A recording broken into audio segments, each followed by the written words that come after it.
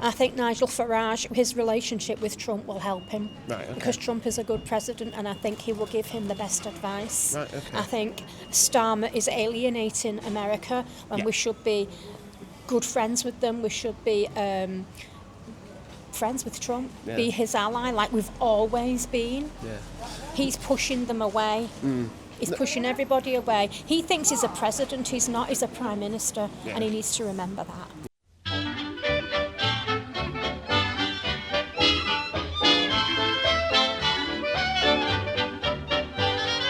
No matter where I go, London, Paris, Mexico, anywhere on earth, they know me place of birth. I met a girl from London when she sat on Blackpool Pier. She said, could tell, I'm a lad from Lancashire. But yeah. I don't really want to know, I think, to be honest. I don't know. It depends what it is. I think we should get rid of what we've got because they're pathetic. They're not doing anything for the local people. They're bringing in boats of immigrants. They get everything that's coming to them. People who've lived in this country all of their life, they can't get help with their rent. The pensioners are struggling. And all he can do is sit up there in his big office with his big fat paycheck. No, I mean, I think, to be honest, that's probably a reasonably fair assessment. So, obviously, with everything that's going on, is there anyone in the upcoming election that you think might have a chance of changing something like that? I'm voting Reform. You're voting Reform? Yeah. Okay. No worries. And obviously, local Kenyan, Robert Kenyon, what do you think of him? Yes, yeah. Yeah. No, okay, fantastic. Brilliant. And what is it about Reform that sort of appeals to you? I think what they're standing for, I think Nigel Farage, his relationship with Trump will help him. Right, okay. Because Trump is a good president, and I think he will give him the best advice. Right, okay. I think Starmer is alienating America, and we should be good friends with them. We should be friends with Trump, be his ally like we've always been. He's pushing them away. He's pushing everybody away. He thinks he's a president, he's not, he's a prime minister, and he needs to remember that. And I think King Charles needs to grow up here and tell him, because at the end of the day, he's his prime minister. He should be telling him as well. Okay. That's just my opinion. No, that's fine. So obviously, in terms of one of the big key rifts between Starmer and President Trump was obviously over Iran and what's been going on there. What's your feeling on the case in Iran? Do you think we should be involved? Where do you think we should stand? I don't think we should be involved, but I didn't think there was any harm in allowing the American jets refuelling at our bases. What harm would that have done? They must have been tired. They would have wanted refueling. Do you think the Americans would have done that for us? Absolutely 100%. They would have let our jets land and refuel, have a rest, and then move on. We're not getting involved, we're just allowing them to refuel. What harm was in that? None at all. And so, like you said, it's probably not something that's worth alienating the Americans over when, in all reality, as much as some people don't like to admit it, unfortunately, we are still reliant on the Americans for so much. We do, and I think with the trade deals and things that are going on with America, they give us so many discounts. Now, you alienate Trump, he'll just hurt you in the pocket. I mean, it's all right for them, they produce their own oil. But they do a lot of exporting and stuff, and we get deals off them. And I think Starmer's being the way that he is, he's just going to wind Trump up, and he's just going to... So obviously, I know you're clearly not the biggest fan of Keir Starmer. No. Do you have any hope that if, for example, obviously the big shout or the polls are suggesting that Andy Burnham will win, do you think Andy Burnham will be an improvement? Don't get me wrong, I like Andy Burnham. He's a really nice guy. I don't like Labour. No. Fair enough. Andy Burnham's lovely. He's a very nice man. I've met him. But I don't like Labour. No. Okay. I won't vote Labour. Okay, fair enough. And is that sort of a recent aversion to a Labour Party? Is it a sort of an old historic one? No, it's not. No, I voted Labour before. But just over the past couple of years, I think we've been failed by the governments. They all lie. Whoever gets in, they all promise you the earth and they do nothing. But he went in, and after 6 months, he broke all his manifesto within 6 months. That's it. He did the lot. I've lost in tax on a private pension £400 in 12 months since he's been in. Right, okay, even though he said he wasn't going to. That's a lot of money. I mean, that's He's not suffering, is he? He's not asking for help with his electric or anything like that, is he? No, because he's sat pretty and he gets his suits donated by Armani or whoever. Yeah. Nobody else does. A lot of people have shop in these shops here. Yeah, that's it. And I think obviously for places like this, which were sort of the traditional Labour heartland, They were, there's a real sense that they've been lost by the Labour Party. Yeah. And I suppose, why do you think it is that Labour have either deliberately turned away from the working class or accidentally lost the working class? I think they've turned away from working class because Labour was always for the working people, proud to be a working person, and I think you got that more from Neil Kinnock, maybe a bit from Tony Blair. Right. Okay. But after that, Steady. Tony Blair early years were fine. Tony Blair late years were. A whole different problem. Yes, whole different- I have my own opinions on Tony Blair, which I won't share for the sake of probably not getting locked up. But they promise you the earth. They all do. That's it. But Starmer, I can't stand him. No. Because I don't think he's got a clue what to do. No. He's got people around him that don't have a clue what to do. There's nobody there with any experience to give him advice even on what to do, because he's just alienated everybody that could have helped him, that he could have had in to help him. Yeah. He just, no, I've been voted in, I'm staying, and that's it. That's it. He's definitely taken a very aggressive stance too, despite what his popularity seems to be doing. Because really, I believe if there are about 30,000 votes, I think it is, that he can be ousted from power. Now, I know that there's been 30,000 votes handed in at number 10. And they've just had no. No, because he said, I was voting in fair and square, I'm staying, I'm doing what's right. And really, he's got his head up his own backside. I mean, I can't say I disagree. No, that's fine. Okay. You know what I mean? He's taking, he lives in London, he's not living in Wigan. No. That's it. And I think that's another concern that a lot of people have, obviously, with Andy Burnham is, he'll become MP for the area, but will he ever look back? I don't know, because I think he's been Mayor of Manchester, hasn't he? Yeah. And I think Manchester people quite like him because he's done a lot as Mayor of Manchester. As for being a Makerfield, I don't know. No. I know he's a local lad, but I don't think he spent much time here. No, I think recently. No. Because he's been in Manchester. In Manchester. I think you need somebody who lives here. And if you look on, I do a postal vote, so you look on the poll. Yeah. And how many of them live in the local area? That's it. I think in terms of, the ones I'm familiar, obviously Reform and Restore. Reform, they live locally, so they know what local problems we've got going on. Yeah. All this, they're spending £9 million on a regeneration of a market that's not going to work. Right. Okay. And why don't you think it's going to work? Because they're building a bandstand, a load of seating, putting a load of plants and stuff out, and making half car park. They're putting a few market stalls up that are going to sell posh cheese. In Wigan, they want a good cheddar. Yeah. They don't want. In the day, in the day it was a fantastic market. Now, they're all failing. But all you're going to get are kids at night. Yeah. Pulling all the plants up, because they do it here overnight when the Wigan Council put them out. Lovely. Yeah. They pull them all up overnight. What do you think they're going to do around the back? Just completely the same again. They're just going to wreck it, and they're going to spend all that money. And I just don't think it's going to work. I think £9 million, what could you do in Wigan with that amount of money? You could do a lot. Yeah, that's it. I think you could do a lot to improve people's lives. You wonder, is the money being best allocated for that? Because I must admit, a lot of people we've spoken to mentioned antisocial behaviour is a real problem. In here at the moment, my friend works in B&M. Okay, yeah. And she was in there on her own on an evening, and they were in there on pedal bikes and they wouldn't get out. Right, okay. Because we need some sort. When did you last see a local bobby? Yeah. PSO occasionally around here, yeah. Yeah.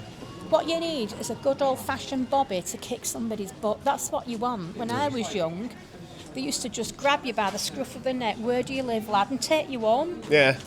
And do you think that it's a general sort of a loss of discipline, sort of over the generations? I think it's a loss of discipline, respect, and good manners as well. And they don't care, and they've not got that work ethic. When I left school, my dad said to me and my brother, "You're not sitting around the house eating and drinking all day. You're going to get down that job centre, and I don't care what you do, you're going to get a job." When I was 16, I was packing toilet blocks at Ashton Cross for £50 a week. Now, when you're 16, £50 a week's a lot of money. Yeah. It was only 20p on the bus up to Ashton Cross then, but the point is, I still had that job. Yeah. And then when that finished, I went and got another little job and another little job, and then, and that you bring in the money in, and they were taking housekeeping. Yeah. So my dad said, you've got to learn the value of money, that you can't get everything for free. You have to pay towards your food. You have to pay towards this. And it learns you how to manage your money. Yeah. See, now they go and they get a free mobile phone and they get this and they get that. They don't want to work because they get so much help with everything. I'm not saying that it's a bad thing. Yeah. What I'm saying is some of the younger ones are not getting off the back, encouraging to get off the backside to work. I think it becomes a problem where you get to a point where you either the difference between being on work or being on sort of a relatively low wage actually is not that great. No. So you ultimately come to a decision. You get people who haven't got a lot of money, but they work. Yeah. And they take that money home to the family. Yeah. Do you know what I mean? So a lot of people will steal for that. Yeah. That's it. And I think obviously there's been a lot made recently in the last few weeks about youth unemployment and it being a real issue. What do you think some of the causes of that might be? I just think there's not enough jobs that prospects for them. Yeah. They could do with something like the old YTS scheme, something that's going to, not everybody wants to go on and study. They want to work, so they want to learn a trade. Yeah. Let them learn a trade. If they want to go and learn plumbing or decorating, whatever they want to do, in their heart they want to work. Let them have training for it. Let them go in the workplace, get help with the training, go to college like we used to do. Yeah. And then that way, they're learning and working at the same time. They've got money in their pockets to go out, pay the way. Fantastic. All right, thank you very much. And I suppose one last question. What do you think is something that's an issue either in the local area or publicly that people aren't talking about enough? Immigrants. Right, okay. In terms of too high, too low, too where? There's too many. Yeah, okay. And what do you think the solution to that might be? The solution to that? I don't know. No.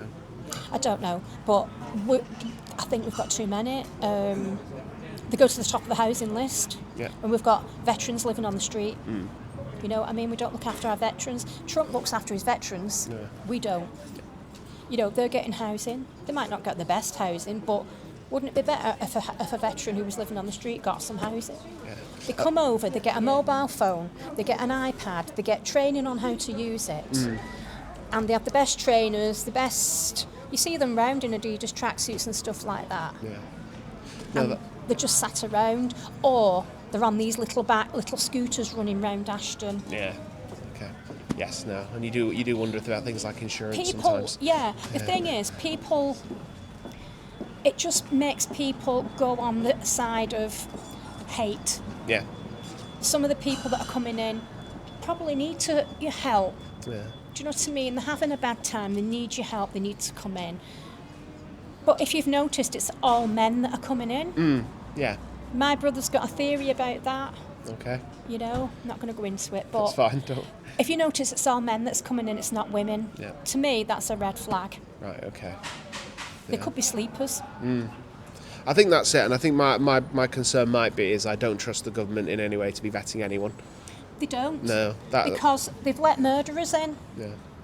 Now, my friend said she was out with her granddaughter in Wigan, and this guy come up, he was an immigrant, and he propositioned her 10-year-old granddaughter in the street. Right, I mean, that's horrific. Yeah. And he'd only been in a month. Right, okay. No. They're not vetting them, they're just letting them in. Yeah. They spent millions on that blooming barge in London, only for it not to be used.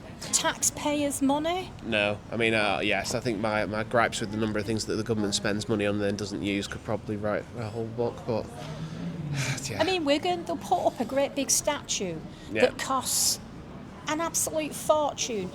Nobody's interested in a statue in the middle of Wigan. I don't care who it is. No, people want better local services. They want either the bins picking up more often, they want public transport, they want the infrastructure like the roads and everything to be fine. They want, cleaner streets, more policing, opportunities for people. Yeah.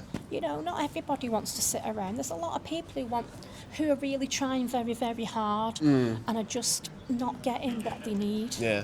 Okay. I did a lot of studying. I had, career. I was nursing for 27 years. Yeah. So I had to study, I had to work as well at the same time. You need Sometimes you need that support. Brilliant. You just mentioned then that you were a nurse. Obviously, one of the big issues in any sort of political debate is about the NHS. Yeah. What do you think about the NHS at the moment? How do you think it's coping? I think we're struggling to cope, and we have absolutely fantastic nurses and doctors in this country, and I just think there's not enough of us. No. And we do our very best under difficult circumstances to provide the best care, and I think we do very well with that. Yeah. I really do. That's it. I think that's my general feeling on the matter would be, unfortunately, the staff on the ground tend to be trying to do the job, but unfortunately the whole beast of the actual machine that comes behind them tends not to I work. know for a fact, I worked in the operating theatres. I'd get there early and I'd finish at 6 o'clock, and sometimes I'd be off late. Yeah. Because you didn't want to cancel somebody who'd been waiting and starving all day. Yeah. You'd do them, even though you knew you would be starting that surgery really when it should be cancelled because you wouldn't finish on time. But a lot of the time, you would say, no, we'd have a discussion, no, let's send, let's do it. Brilliant. We'd be off late, I'd get home late. Yeah. I think that. But, if someone's waited on the waiting list and they've starved all day, Yeah. and you want, I just said, no, I'm up for it, you know. No, that's it, and I think that's the sort of sacrifice that people sort of want to see and want to respect, but I think they have difficulty getting past. Like I said, the machine behind it now that's letting a lot of the people who not only work for the NHS but also try and use the NHS down. I think sometimes the managers, they are people that have gone to study, they've done degrees in business management and all the rest of it. They come into the NHS with no background. No. They've never nursed, they've never been a doctor, they have no absolute medical or nursing background. I think if you're going to do a job like that, you should have some background into how the hospital works, how it provides a care. That's not just nurses, that's porters and the kitchen staff. Everybody, it's a team thing. Yeah. And I think if you're just coming in, and they're always young, they come in straight from college and they're... Fantastic ideas out of the book. It works well on paper, but it doesn't in actual... Yeah. You know what I mean? If you gave them an apron one day and got them to come on the ward and do a bit of hard work, they'd see the issues that come to the place issues and where the changes can be made to improve things. Yeah. Yeah, brilliant. All right, well, And wonderful. not only that, it's the abuse you get. Yeah. I pay your wages. Tap, tap, tap. Yeah. And I said to this person, don't touch me. You don't pay my wages, the trust pay my wages. Yeah. That's it, and I think you're right, that goes back to, once again, a sort of a lack of common decency and respect that unfortunately has been lost. Yeah, I think a lot of parents as well, innit? No, that's it. No Been worries. lovely to chat Brilliant. to you. All right, thank you very much. All right, Save take yourself care. from the-